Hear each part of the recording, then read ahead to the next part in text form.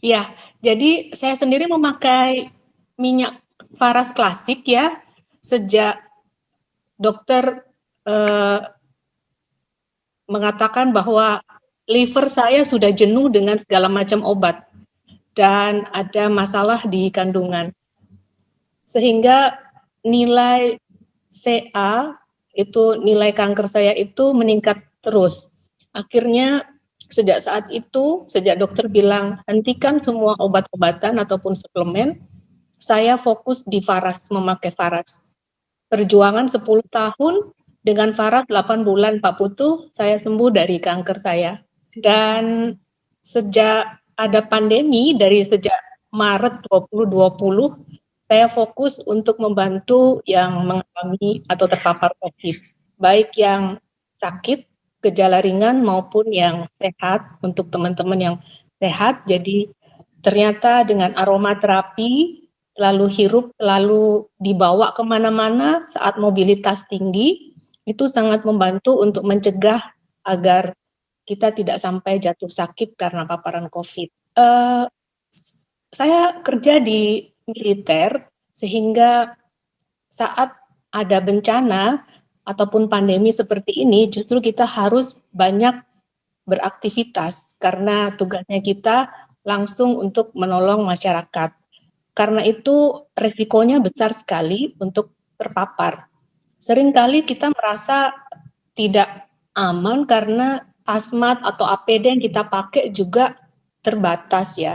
Tetapi kemudian saya belajar dari saya sakit dengan minyak Faras saja 8 bulan, sakit saya yang menahun bisa sembuh.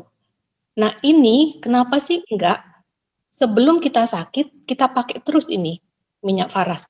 Dan ternyata benar Pak Putu, aromaterapi yang saya pakai ini saat pandemi itu peppermint VR79 awalnya. Belum ada peppermint waktu itu. VR79 dan Faras Care. Faras Care karena dia roll on, ada yang ori dengan yang hot itu pilihan yang paling bisa kita bawa kemana-mana. Kemudian setelah ada peppermint, kita andalkan sekali peppermint. Kalau eukaliptus kan baru 2 bulan yang lalu ya Pak Putu. Jadi cara pakainya, kalau peppermint selalu kita teteskan saja di masker atau diteteskan di telapak tangan, kemudian dihirup gitu saja tanpa membuka masker. Itu sudah sangat membantu karena aromanya tajam.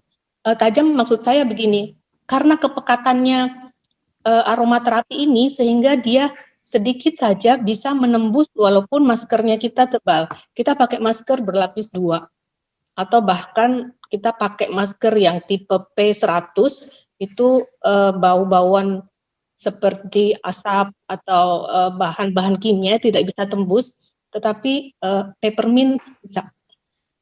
Atau maksud saya aromaterapi bisa. Dan itu membuat nafas tidak sesak pada saat kita memakai masker. Untuk teman-teman yang mengalami COVID dan jatuh sakit, mereka kehilangan penciuman, tetapi saat ada VR79 waktu itu pertama kali, satu-satunya yang mereka andalkan, karena dengan menghirup VR79 atau mengoleskan di hidung mereka, mereka akhirnya bisa bernafas. Jadi mereka mengalami sesak nafas dan batuk yang nggak berhenti. Jadi dadanya sakit sekali, batuknya nggak berhenti, nafas nggak bisa. Setelah pakai VR79, itu mereka bisa dapat nafas. Akhirnya banyak yang belajar, sebelum saya terpapar, saya harus ambil ini minyak. Dan akhirnya sampai sekarang Pak Putu sekitar hampir 50%, 70% itu terpapar tetapi tidak sampai jatuh sakit. Waktu awal-awal COVID, banyak yang sakit dan harus sampai isolasi 3 bulan, 2 bulan sampai 3 bulan baru bisa pulih. Tetapi puji Tuhan tidak sampai fatal ya. Mereka semua selamat lulus dari COVID dengan sehat kembali. Sampai sekarang nggak bisa lepas dari yang namanya aromaterapi, terutama peppermint karena dia bisa membuka jalur nafas. Untuk anak-anak, karena mereka memiliki bayi juga, banyak yang memakai Avara. Jadi Avara itu cepat sekali untuk baby yang terpapar. Ada bayi umur 1 tahun, ada yang baru 4 bulan terpapar pakai Avara. Puji Tuhan bisa tertolong. Peppermintnya diteteskan di bantal atau diguling di mana bayi itu tidur atau di pakaian bayinya itu. Avaranya selalu dibalur di badan. Itu aja saya kira, Ibu Jen, Pak Putu. Ya, Bu Dokter. Menarik sekali ceritanya. 8 Iya. tahun ya, Bu ya. Luar biasa. Iya. Perjuangannya Ibu. Saya akui perjuangannya Ibu luar biasa. Minum Terima obat kasih. terus-menerus dan seterusnya. Gimana antara sakit dan itu Bu, melewati perjuangan itu? Iya. Seberapa berat Ibu bisa menerima atau menerima dengan ikhlas, atau ada penyesalan, atau seperti apa perasaan Ibu ketika sakit itu, Bu? Saya pribadi pengen tahu cerita orang yang melewati sebuah perjuangan. Iya, jadi ketika sakit, waktu awal menerima diagnosa seperti itu, yang ada adalah hidup saya sudah hancur. Saya tidak memiliki harapan. Saya betul-betul putus asa. Saya ada di titik nol. Kemudian saya berobat, saya berjuang. Saya bilang, saya harus berjuang karena saya punya anak. Kemudian ke berbagai dokter sampai ke luar negeri ya. Sampai akhirnya dokter bilang, sudah, kamu berhenti ini semua karena organ dalammu yang rusak, yang kalah dengan obat-obat yang kamu pakai. Jadi dokter itu bertanya, apa saja yang kamu minum? Saya bilang, dok, saya berusaha untuk memelihara yang Tuhan kasih. Saya bersalah karena selama hidup saya itu tidak menyeimbangkan antara kerja, istirahat, dan doa. Doa itu betul-betul kekuatan untuk jiwa saya, pikiran saya. Sementara kerja itu membuat fisik saya sakit, kelelahan yang sangat. Dan makanan yang saya makan pun tidak seimbang. Memang betul apa yang Pak Putu jelaskan tadi. Saat dokter bilang, tidak bisa ada obat lagi yang kamu minum, di situ saya bilang, Tuhan, kalau memang saya harus masih bisa sembuh, saya percaya. Tuhan itu kasih jalan, kasih lihat. Pasti Tuhan pertemukan saya dengan apa yang membuat saya sembuh. Saya fokus, hubungan saya dengan Tuhan lebih baik, dan saya ketemu Faras, itu lewat Google ya, internet. Terus saya menemukan nama Ibu Jen, saya beli, saya pakai sendiri. Di saat itulah, Pak Putu, saya mengalami seperti kesempatan kedua untuk hidup. Karena saya melihat saya mati. Saya bisa melihat orang-orang yang menangis di sekitar saya. Kemudian saya bisa sadar kembali, saya hidup.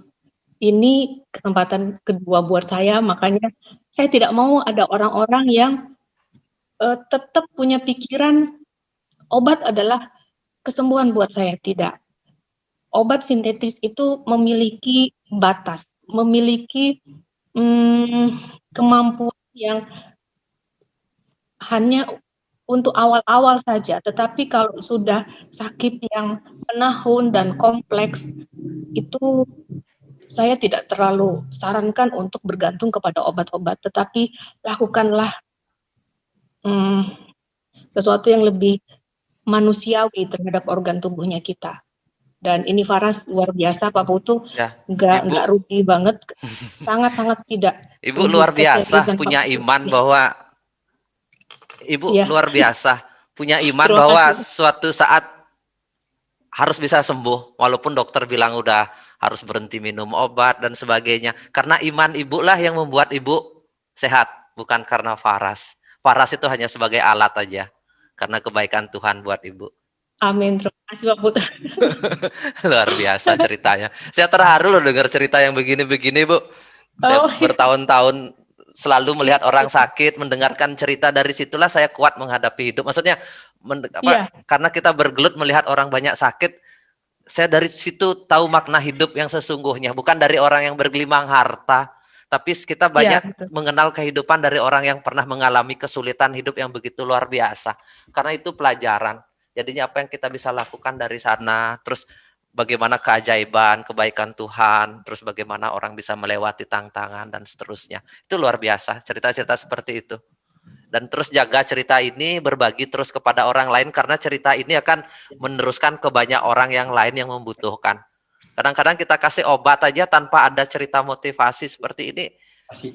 Mereka kalau hopeless itu kehilangan, kalau sudah kehilangan harapan itu yang paling sulit, Bu Dokter. Iya, betul Pak Putu. Iya. Harapan itu yang nomor satu. Ketika kita masih ada harapan, kita pasti selalu ada jalan keluar. Terima kasih banyak cerita yang menarik malam hari ini.